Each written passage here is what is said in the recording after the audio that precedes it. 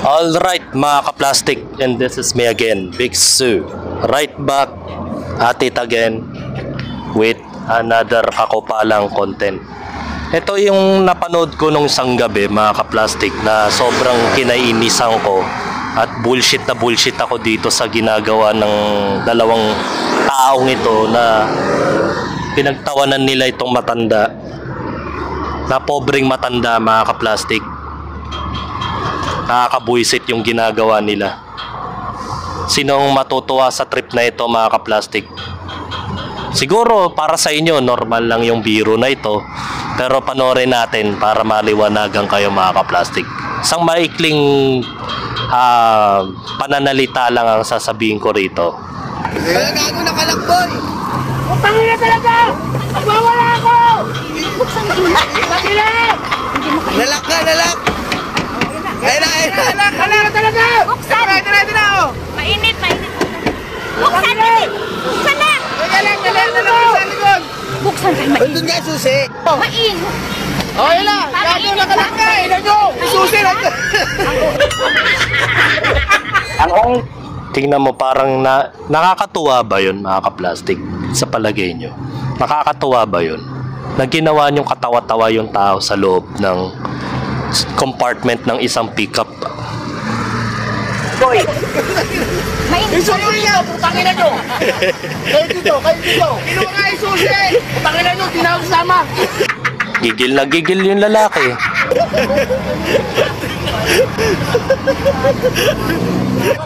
Gigil na gigil yung lalaki no? Yung matandang lalaki. Sino ang nakakatuwa doon mga ka-plastic?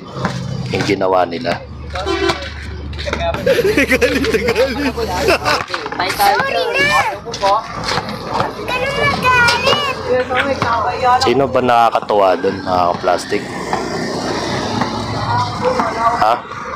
Palagay nyo ba nakakatuwa yun? Yung ginawa nila? What if yung taong yun may sakit sa puso? O kaya may hika? Na di ko alam kung gaano katagal siya sa loob ng compartment ng pickup niya. Tapos pinagtatawanan nila, pinagtitripan. Sino natutuwa doon mga ka-plastic sa ginawa ng lalaki?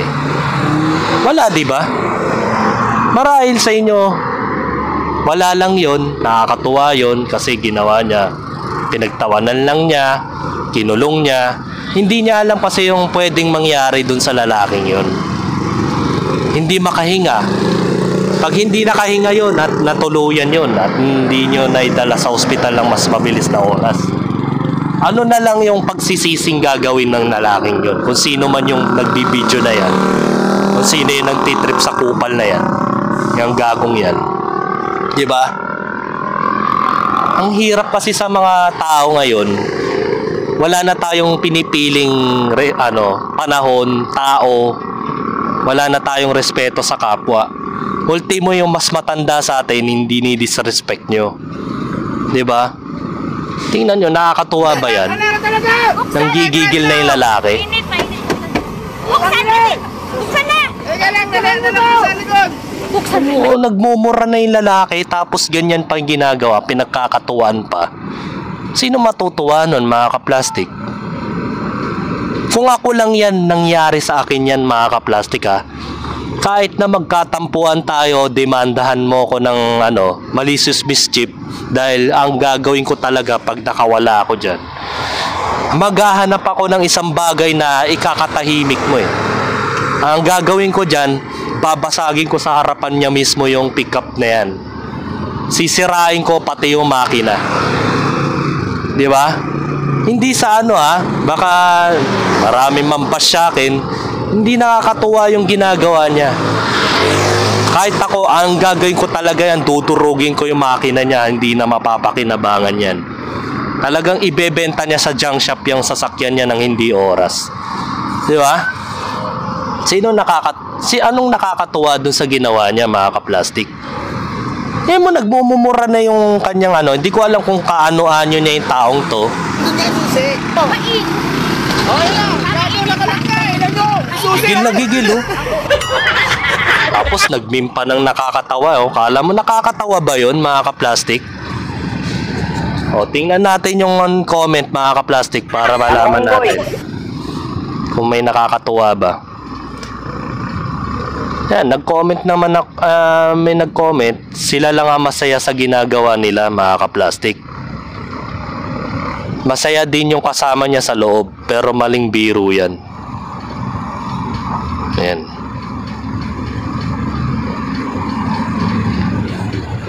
Maling biro. Maling biro naman talaga yan mga ka-plastic. Tandaan na niyan, buti hindi inatake sa loob. May tendency nga yun mga ka-plastic kung hindi pa nila pinakawalan. At hindi natin alam kung gaano katagal siya sa loob ng pickup. Kasi kinat yung video eh. Yan, for the content lang yan, baka kasi kakasasara lang. Hindi rin kinat yung video eh. Palagay ko matagal din siya sa loob. Yan, anong nakakatawa dyan?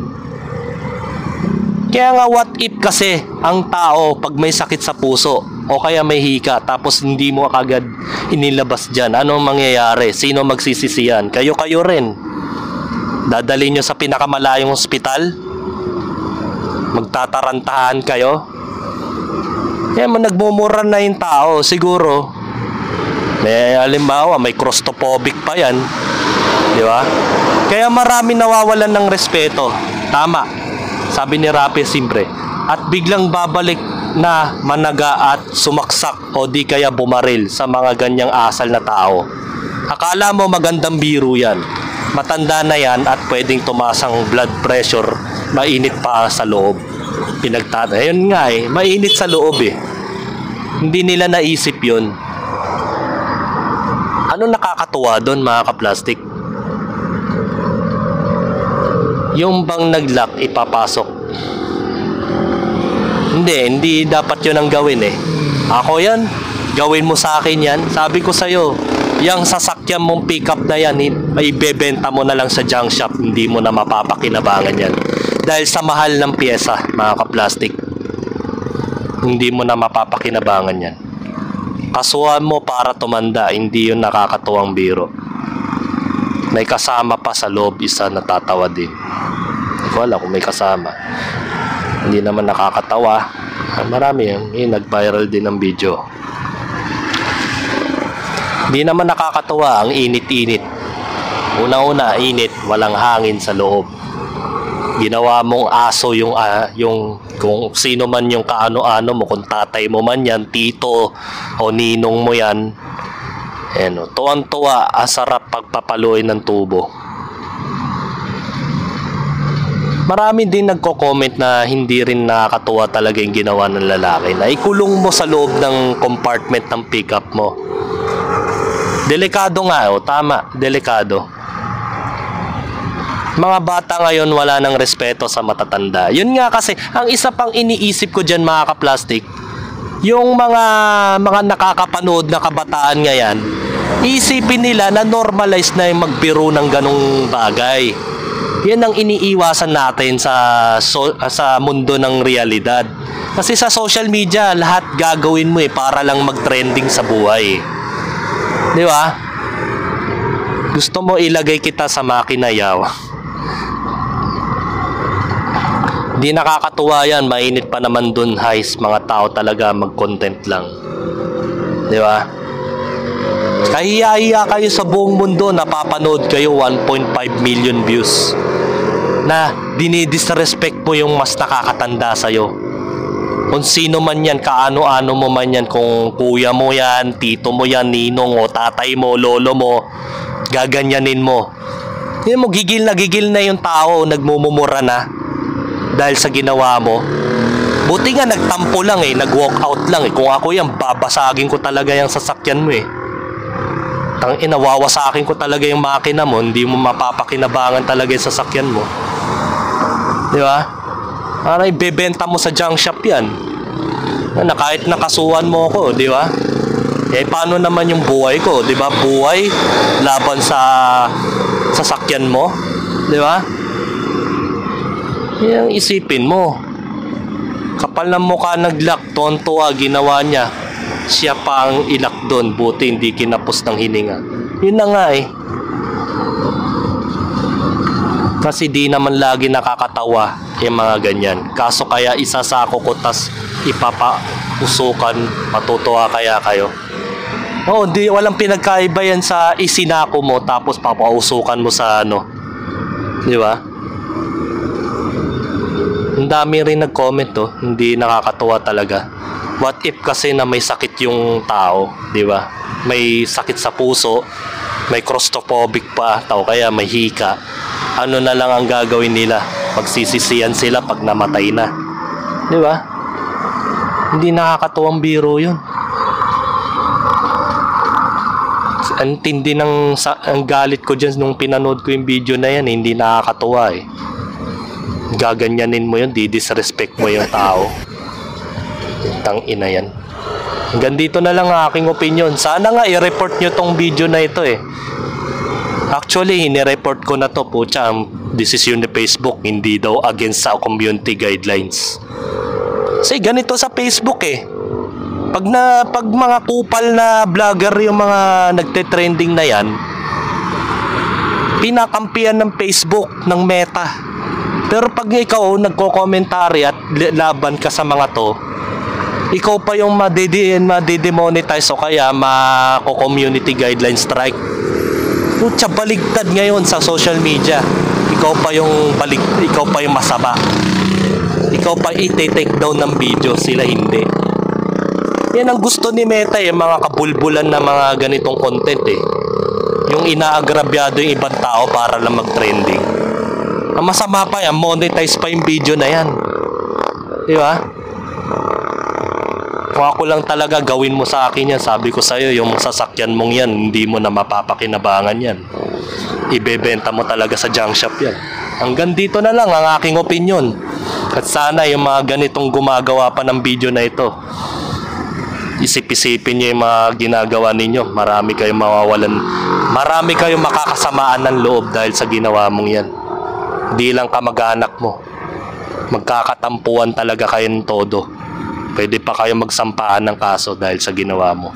And this is me again, Big Su. Lagi nagsasabing ang mga plastic ay matagal mabulok dahil ang mga plastic ay toxic. Kaya, what's up mga ka-plastic? And this is Combid commentary video ng video live stream. Signing out. Alright. Mga ka-plastic, kung nagustuhan nyo ang aking video, i-subscribe nyo lang ang aking channel. At the same time, i-hit nyo rin ang notification bell at yung all para ma-notify kayo sa aking susunod ko pang video sa aking YouTube channel. Maraming salamat po mga ka-plastic.